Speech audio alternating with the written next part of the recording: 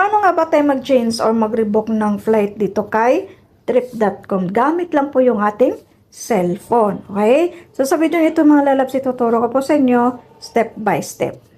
Okay, so una po natin gagawin, mag-login lang po tayo dito sa ating trip.com na apps, no, dito sa gamit ang cellphone. Ayan. So make sure na nakapag-login po tayo. Then punta tayo sa My Trips. Ayan, sa baba. Click natin yan. Okay, so next, dito tayo sa My All Bookings and click po natin yan. So siya nga pala, kung nakatulong po ang video ito, baka naman pwede paki-like, malaking tulong po yun sa channel ko. Paki-subscribe na rin kung gaganahan kayo mag-subscribe. Okay, daghang salamat. Okay, next po ay dito po, no. So piliin nyo po yung flight ninyo, makikita nyo na agad dito sa My All Bookings. Halimbawa dito. Okay, so click mo yan.